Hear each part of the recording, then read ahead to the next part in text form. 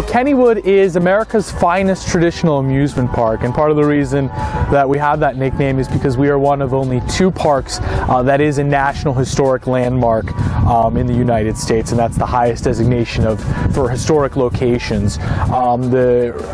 Nowadays any conversation about Kennywood has to start with the wooden roller coasters, the Jackrabbit, the Racer, the Thunderbolt, all at least 90 years old, and all very iconic within the industry, and not here just because of how old they are, but they've stuck around for that long because of how much fun they are. So that's a big part of who we are. We also have, along with those unique coasters, a lot of rare historic rides that can't be found anywhere else. Things like Noah's Ark, the Turtle, the Kangaroo, rides that are unique for their historic and for just the fact that how long we've worked to preserve them, and they're still fun after all these years.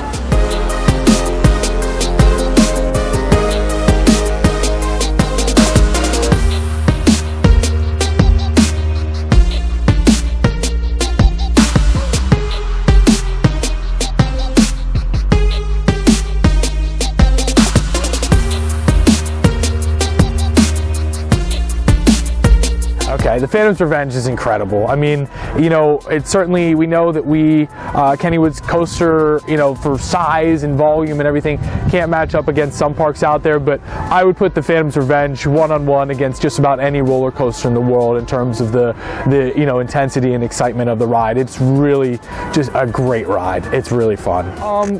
Partly what you want to do with a park like Kennywood, a traditional park, family park, is have attractions that appeal to a wide range of audiences. You have some, high intensity rides like the Phantom's Revenge or the Black Widow, but also you want to have things that are good for the whole family, and that's where the Lego Movie is one of those things that comes in. The 4D experience, it's something that, we're shooting for, that quality, experience. You can get out of the weather a little bit and enjoy the movie with the 3D glasses and the vibrating seats and the water squirts and everything that really makes you feel like you're immersed in the movie.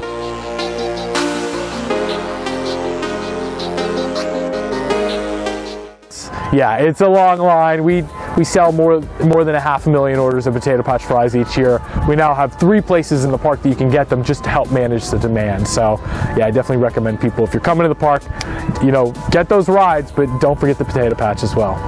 It's just potatoes cut into French fries with cheese and bacon. Just very simple, but very good. And I really do think it's a lot about the atmosphere too. That you're sitting there in the sun next to the Thunderbolt, it's roaring down, you're smelling some of the grease oil from the Thunderbolt as well, mixed in with the bacon and cheese scents, and it's just something special. It's just so American in summer, and Pittsburgh, for us Pittsburghers here, it's just such a part of our lives that it's just become really, it's our most popular ride in the park is the fries.